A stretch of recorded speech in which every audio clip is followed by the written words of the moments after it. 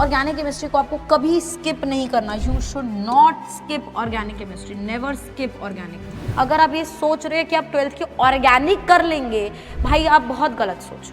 Halo alkane हेलोरीन पे आपको धीरे धीरे इवेंचुअली फील होगा कि भाई काफ़ी सिमिलैरिटी है, चीज़ें काफ़ी सेम है। मुझे अपने आप को याद करवाने के लिए शॉर्ट नोट्स बनाने हैं ना, मुझे इसलिए शॉर्ट नोट्स बनाने हैं ताकि मुझे मेरी गलती पता चले। मुझे फलाने इंसान को ढिमकाने इंसान को दिखाने के लिए थोड़ी शॉर्ट नोट्स बनाने हैं। अब आपको ऑर्गेनिक आ गई क्योंकि आपने तरीका फॉलो किया, जहाँ समय देना चाहिए ना वहाँ समय दिया है। हेलो माय डियर स्टूडेंट्स, तो कैसे हैं आप सब? बच्चों, अगर आप मेरी वीडियोस देख रहे हैं, आपने इस चैनल पे मेरी कुछ भी वीडियोस देखी हैं, तो आपको याद होगा मैंने बहुत सारे रोड मैप्स बनाए हैं। 2026 का, 2027 का टाइम टेबल्स बहुत सारे बनाए, और हर एक चीज़ में एक मुद्दे की बात हमेशा मैं बोलती हूँ, भाई never skip organic chemistry. Organic chemistry को आपको कभी स्किप नहीं करना। You should not skip organic chemistry, never skip organic. तो आज सवाल ये है कि मैम आप ये तो बार बार बोल देती है कि ऑर्गेनिक स्किप नहीं करना, अब ये भी बता दो कि भाई ऑर्गेनिक करना कैसे है, राइट? सो बेटा, in this video I will be telling you the entire road map for organic chemistry. एक एक चीज मैं आपको समझाने वाली हूँ कि ऑर्गेनिक आपको टफ क्यों लगता है और ऑर्गेनिक की इस प्रॉब्लम को हम कैसे सॉल्व कर सकते हैं, कितना टाइम हमें ऑर्गेनिक को देने वाले हैं, और क्या क्या चैप्टर्स है जिन पे हमारा ध्यान नहीं जाता, और वही उसी वजह से मतलब ये ऑर्गेनिक केमिस्ट्री जो है ना हमारे लिए एक पहाड़ बन के रह जाती है जिसको हम क्लाइंब नहीं कर पाते, and now that makes us one step away from our aim of becoming doctor. तो ये सारी प्रॉब्लम्स हमारे साथ ना हो, इनको हम इस वीडियो में जो है कंप्लीटली डील करने वाले। दूसरा बच्चों, मैं आपको ये वीडियो में सारी चीजें बताने वाली हूँ कि भाई अगर आप ऑर्गेनिक पढ़ रहे हैं तो आप सतर्क हो जाइए, इस चीज पे ध्यान दीजिए कि आपका ये ऑर्गेनिक दिक्कत ना दे।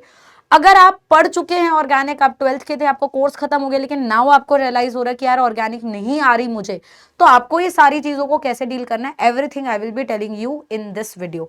So let's start with the topic. तो सबसे पहली चीज तो आपको समझ आ गया बेटा, you can not skip organic chemistry, you can not skip. So now point is कि ठीक है ma'am, I can not skip, तो करना कैसे है, राइट? तो सबसे पहली चीज please understand, organic is the essence of chemistry. Organic chemistry का फील है, ऑर्गेनिक केमिस्ट्री की रियल मीनिंग है, राइट? एंड ऐसा क्यों है बेटा? बिकॉज ऑर्गेनिक केमिस्ट्री जो होती है इज टोटली कनेक्टेड। ये पूरा कनेक्टेड वर्जन है, मतलब इसको आप चैप्टर वाइज डिवाइड नहीं कर सकते। तो हमसे सबसे बड़ी गलती क्या होती है ना, we divided chapter wise. So never divided chapter wise, divided chapter wise.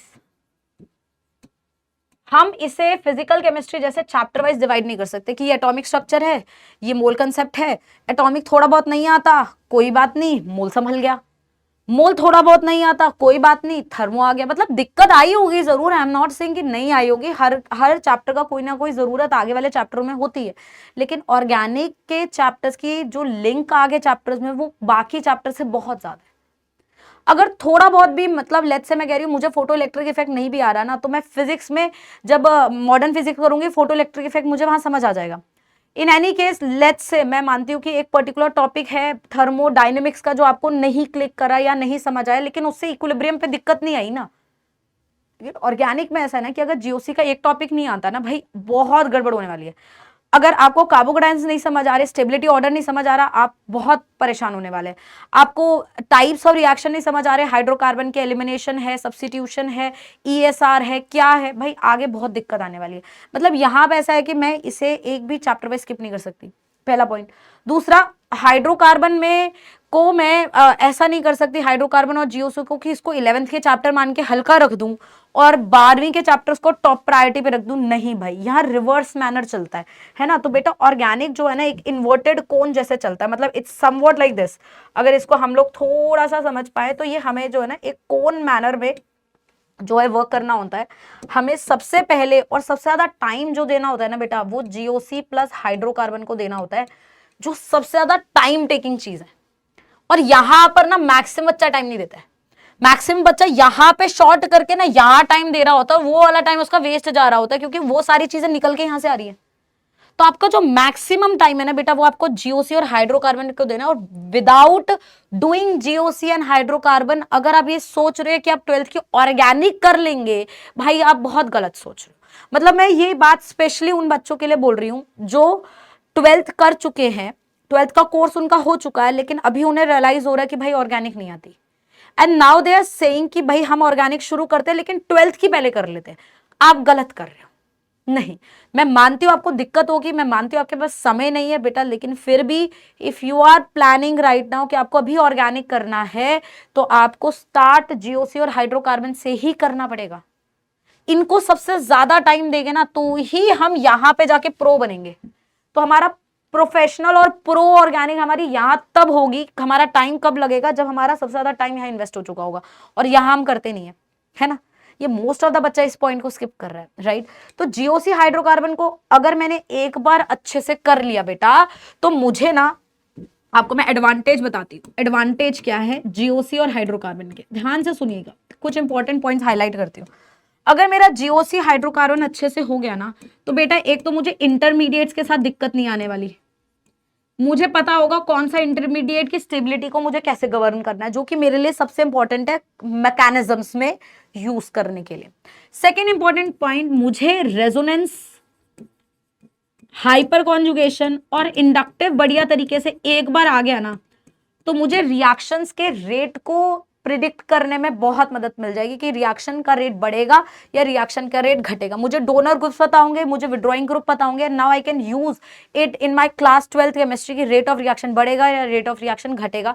मतलब अगर मुझे ये दो चीजें आ गई अच्छे से, मुझे इलेक्ट्रॉन डोनर ग्रुप्स मालूम हो गए, इलेक्ट्रॉन विड्रॉइंग ग्रुप्स मालूम हो गए ना बेटा, तो मैं प्रो हो जाऊंगी किस चीज में, रेट ऑफ रिएक्शन के टाइप्स क्वेश्चन में। मतलब कैसे रिएक्शन का रेट बढ़ता है, कैसे रिएक्शन का रेट घटता है, कौन सा एलिमिनेशन का रेट बढ़ गया, कौन सा एलिमिनेशन का रेट घट गया, सेडजेफ रूल किस में हो रहा है, क्यों हो रहा है सेडजेफ, हॉफमैन क्या होता है, नहीं सब चीजें मुझे समझ आ रही है। Most stable alkene, less stable alkene, I am actually realising this, मुझे समझ आने लग गया, करेक्ट। उससे भी बहुत इंपॉर्टेंट चीज बेटा क्या है, मेरे जो टाइप्स है ना ऑर्गेनिक रिएक्शंस के, कौन से टाइप्स बेटा, एडिशन रिएक्शंस कैसे होते हैं, सब्स्टिट्यूशन रिएक्शंस कौन से होते हैं, और आपका एलिमिनेशन रिएक्शन कौन से होते हैं, और इनमें भी अलग अलग टाइप है, आपको पता होगा। Electrophilic substitution, nucleophilic substitution, electrophilic addition, nucleophilic addition, ये सारी चीजें एक्सेट्रा, रेडिकल्स, ये सब में हम प्रो हो जाएंगे। और अगर मेरा ये पोर्शन अच्छा हो गया ना बेटा, मेरे बेंजीन के रिएक्शन सॉर्टेड है, मेरे एल्केन के रिएक्शन सॉर्टेड है, मुझे एल्कीन समझ आ गया, Markovnikov rule, anti Markovnikov rule, सेडजेफ rule कब बनने वाले सब क्लियर हो गया, और ये सब पे अगर मैंने टाइम दे दिया ना, तो बच्चों मुझे कम टाइम लगेगा हैलो एल्केन हैलो अरीन पे। So haloalkane haloarene जो है उसमें it will take less time, time मेरा कम हो गया इवेंचुअली, क्योंकि मैंने उसका मेजर पोर्शन ना हाइड्रोकार्बन में कर लिया था, right.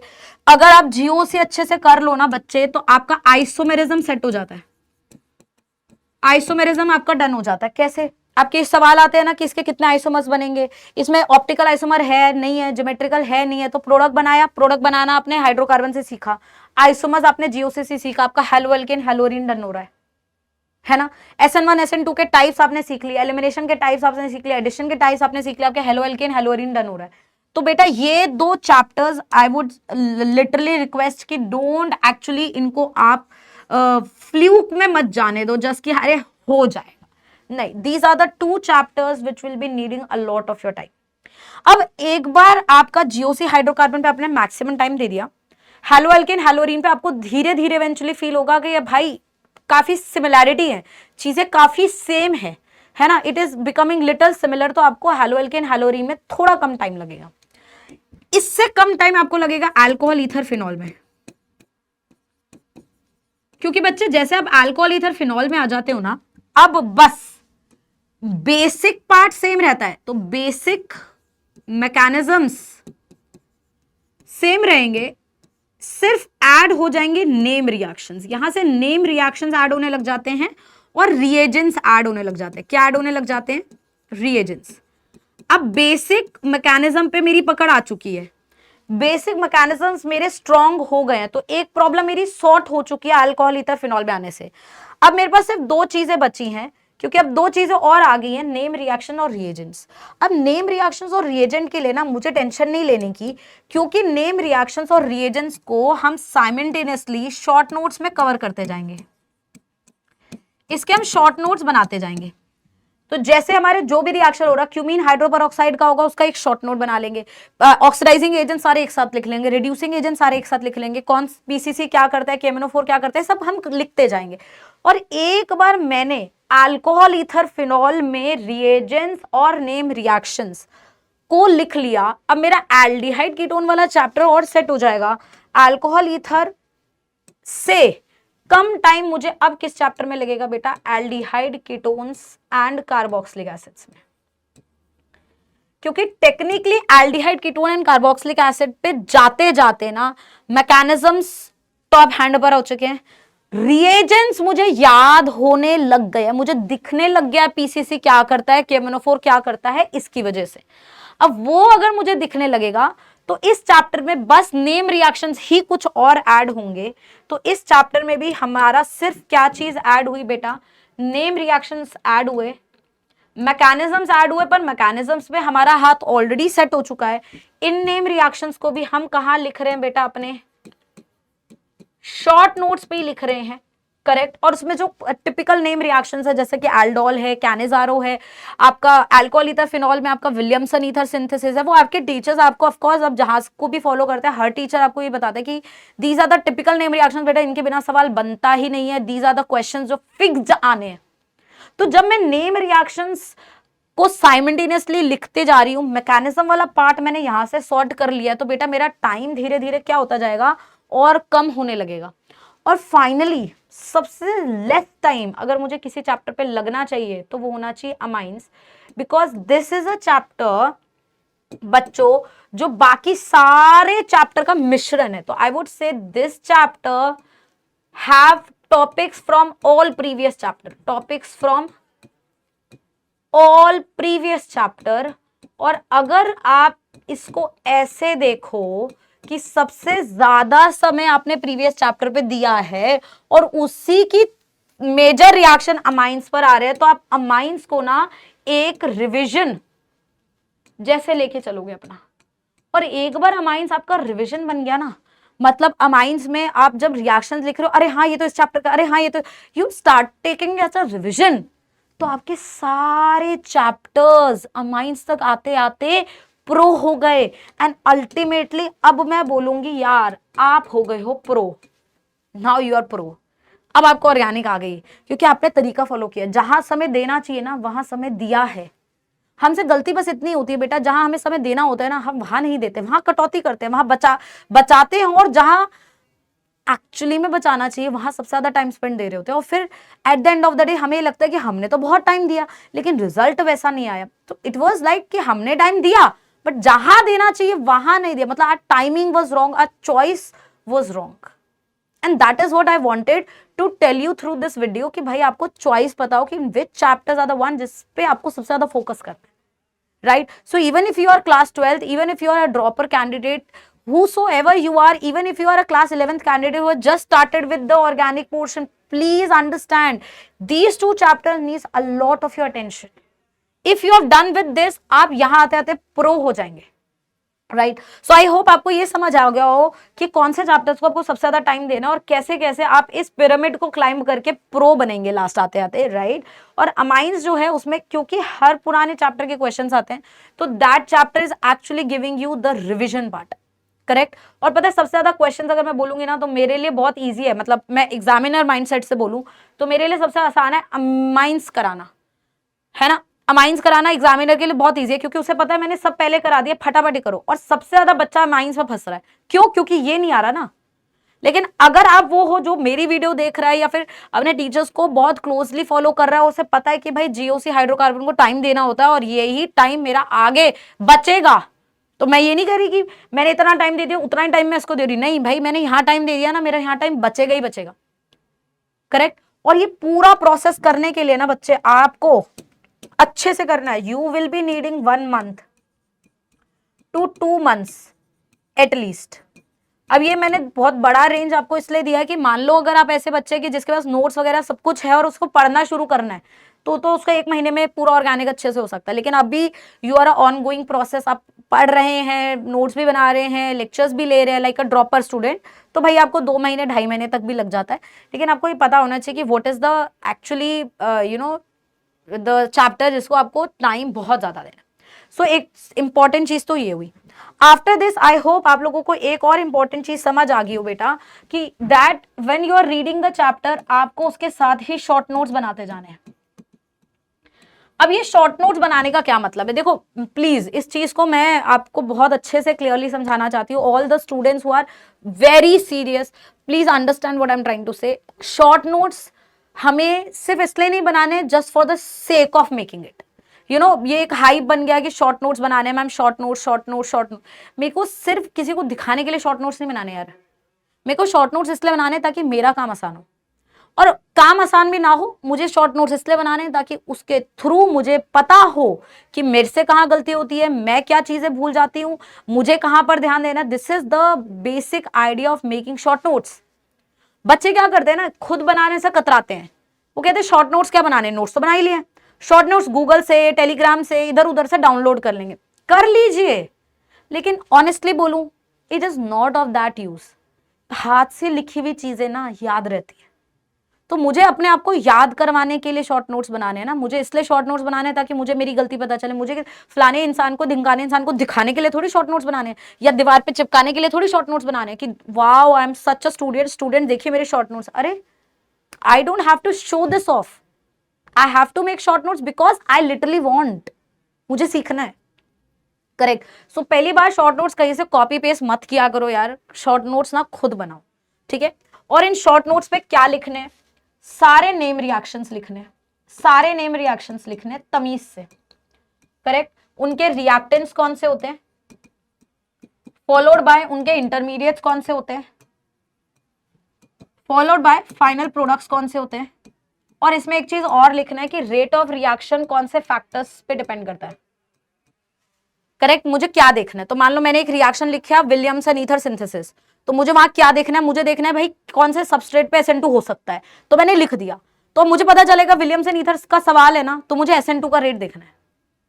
Is this clear with everyone? So मुझे क्या चीजें मेंशन करनी है मुझे पता होना चाहिए, मुझे रिएक्टेंट मेंशन करना है, इंटरमीडिएट मेंशन करना है, प्रोडक्ट मेंशन करना है, मुझे पता होना चाहिए रेट ऑफ रिएक्शन किस पे डिपेंड करेगा।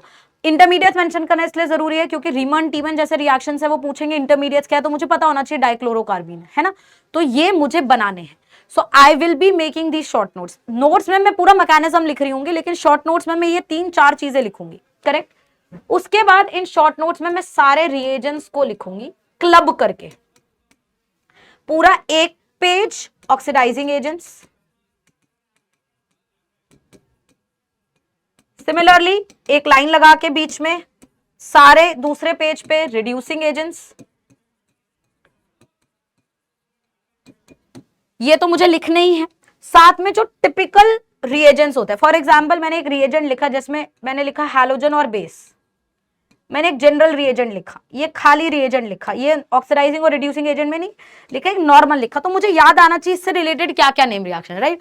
अगर हैलोजन और बेस है, अब अगर वो suppose let's say suppose haloform करवा सकता है, तो मुझे उसके साथ लिख देना कि भाई वो हैलोफॉर्म में भी यूज होता है। अगर मैं से ब्रोमीन कर दूं या आयोडीन कर दूं तो आयोडोफॉर्म, आयोडीन कर दूंगी तो आयोडोफॉर्म, ब्रोमीन कर दूंगी ब्रोमोफॉर्म, वहां यूज होता है। करेक्ट। अब आपको याद होगा अगर वैसे ब्रोमीन कर दूं, बेस कर दूं और इसको मैं यूज कर लूं अमाइड्स के ऊपर, है ना, तो हॉफमैन ब्रोमाइड डिग्रेडेशन भी हो जाएगा। तो मुझे ये भी लिख देना है कि जो भी रिएजेंट्स मेरे ऐसे हैं ना जो कलेक्टिव हो रहे हैं, मतलब अमाइड के ऊपर यही हॉफमैन ब्रोमाइड डिग्रेडेशन कर रहा है और अल्कोहल्स के ऊपर या एल्डिहाइड कीटोन के ऊपर यही सेम रिएजेंट मेरा हैलोफॉर्म करा रहा है, मुझे वो भी लिख देना है। करेक्ट। वैसे ही जैसे सपोज मैंने क्लोरोफॉर्म और बेस लिखा, तो मुझे याद आना चाहिए क्लोरोफॉर्म और बेस भी 2 काम करता था, वो भी मैं साथ में लिख दूंगी, क्या कि भाई अगर फिनॉल के ऊपर है तो रीमन टीमन करा रहा होगा। करेक्ट। सिमिलरली अगर अमीन्स के ऊपर है तो हो सकता है कार्बाइलमीन करा रहा हो, कार्बाइलमीन करा रहा हो, तो मतलब मैं कलेक्टिव रिएजेंट्स भी इसमें डाल दूंगी, है ना। तो मैं सिर्फ ऑक्सीडाइजिंग एजेंट रिड्यूसिंग एजेंट्स नहीं लिखूंगी, मैं कलेक्टिव रिएजेंट्स भी डाल दूंगी। करेक्ट। नेम रिएक्शंस लिख दूंगी और ये मेरे शॉर्ट नोट्स रेडी हो गए। अब यही शॉर्ट नोट्स जो है ना, यही शॉर्ट नोट्स मैं लास्ट तक रिवाइज करूंगी, क्योंकि फाउंडेशन ना मैं बना चुकी थी, फाउंडेशन मैंने बना लिया अपना, जीओसी हाइड्रोकार्बन करके ना मेरे addition reaction, nucleophilic reaction, substitution reaction में मेरी कमांड आ गई है। इनके थ्रू मैंने अपने 12th के इंपॉर्टेंट चीजों को, जो भी मेमोरी बेस्ड चीजें उनको रिटेन करने की कोशिश करी है। करेक्ट। तो अब मेरे पास पूरा, मैं I am like fully ready in every sense. आप 12th 11th कुछ भी बोला, I am fully ready in every sense, right. तो ये मेरा इंपॉर्टेंट काम हो गया। अब तीसरी चीज मैं आपको बताने वाली हूं बेटा, जो मोस्ट ऑफ द स्टूडेंट्स नहीं करते हैं, and that is why they fail in organic chemistry, they fail to get that marks in organic chemistry, is self revising reactions. What is this self revising thing? देखो, ये आपका एक बार पूरा course खत्म हो जाए, मतलब एक बार आपने डेडिकेटेडली 1-1.5 महीना 2 महीना देके ऑर्गेनिक रिवाइज कर लिया, आपके पास कंटेंट पूरा रेडी है, आपका शॉर्ट नोट्स पूरा रेडी है, अब आपको रिटेन करनी है चीजें। अब भूलना, ऐसा ना हो ना कि ऑर्गेनिक पढ़ रहे तो इनऑर्गेनिक का तो वो भूल गए, है ना, ऐसा नहीं करना। तो उसके लिए आपको क्या करना है ना, like once a week you can say, या twice a week, depending upon आपका मेमोरी क्या कह रहा है और आपके रिजल्ट्स कैसे आ रहे हैं, उसके ऊपर मैं बात कर रही हूँ। मुझे सेल्फ रिवाइज कर, सेल्फ रिवाइज कैसे, सब सुनो, एक प्रिटेंड गेम करते हैं। प्रिटेंड गेम क्या कर रहे हैं, मैं स्टूडेंट हूं, मैंने सब पढ़ लिया है, बट मुझे रिवाइज करना है। आज मैं बैठी हूँ रात को और या शाम को, वट एवर टाइम पे, मुझे कुछ नया नहीं पढ़ना था, ऑर्गेनिक रिवाइज करना है, तो मैं क्या करूंगी, I will just make simple reagent, simple reactant I made, मैंने बेंजीन बना दिया बीच में। अब मैं शांति से सारे बेंजीन के रिएक्शन सोचूंगी, बिना किसी की हेल्प लिए, और इससे प्रोडक्ट्स बनाने की कोशिश करूंगी। तो फॉर एग्जांपल मैंने खाली बेंजीन लिया, उस पर कभी Cl2 LCl3 ऐड कर दिया, तो भाई क्लोरोबेंजीन बन गया। फिर इसको मैं लिंक करूंगी कि मेरे को और क्या क्या मैं खुद बना सकती हूँ। देखो, मैं किसी की हेल्प नहीं ले रही, मैं किसी की गाइडेंस ले रही, मैं खुद से अपना दिमाग चला रही हूँ, अपना पूरा रिटेन कर रही हूँ कि मेरे सारे रिएक्शन अंदर टिप्स आ जाए। इसी के ऊपर भाई मैंने NaOH ऐड कर दिया, 623 केल्विन, 300 ATM। अरे मुझे एकदम याद आ गया, अरे हाँ ये तो डाउस प्रोसेस था, अरे तो फिर मैंने फिनॉक्साइड बना दिया, फिर मैंने इसी पे वाटर ऐड कर दिया, अरे ये फिनॉल बन गया। अब देखो कितना ब्यूटीफुली ना आप चलना शुरू हुए। आप चले, आपने 1 कदम 2 कदम 3 कदम रखा, आप 3 कदम रखते ही फिनॉल पे पहुंचे, अब आप फिनॉल के सारे रिएक्शंस बना दो, आपका पूरे फिनॉल्स रिवाइज हो गया, है ना, बहुत ब्यूटीफुली। इसके ऊपर आप सारे रिएक्शंस करा दो, आपका अराइल हैलाइड रिवाइज हो गया। इसके ऊपर आप और रिएक्शन करा दो, Friedel craft alkylation, Friedel craft acylation, सब करवा दो, भाई आपका इलेक्ट्रोफिलिक एरोमेटिक सब्स्टिट्यूशन रिवाइज हो गया। और धीरे धीरे करते करते आपका ये पूरा चार्ट, ये पूरा स्लाइड भर जाएगा। एंड इवेंचुअली जब 10-15 मिनट बाद आप पूरा स्लाइड बना के बैठोगे, कहोगे अरे वाह यार, मुझे तो रिवाइज हो गया, अरे मुझे तो याद है। And then when you cross verify किया मैंने सही बनाया था, तो आपको अपने ऊपर कॉन्फिडेंस आ जाएगा कि मुझे चीजें याद है। And if that confidence come in mind ना, अब I am unbeatable, I am unstoppable, nobody can stop me, nobody can beat me, I am the pro, right? That is how you have to do organic. I hope आपको मैंने कुछ अच्छी information inculcate करने में मदद की हो इस वीडियो से। तो प्लीज इस वीडियो को बहुत सीरियसली देखना, बिकॉज आई लिटरली वांट कि भाई कोई भी बच्चा ऑर्गेनिक में परेशान ना हो, बिकॉज विदाउट दैट ऑर्गेनिक किसी एक कॉम्पिटिटिव एग्जाम को निकालना मतलब पॉसिबल नहीं है एक अच्छे स्कोर से, right. We need to do this, there is no escape route, right. So I hope this made yourself your ideas more clear कि आपको ऑर्गेनिक को कैसे करना है, राइट। थैंक यू सो मच बच्चों।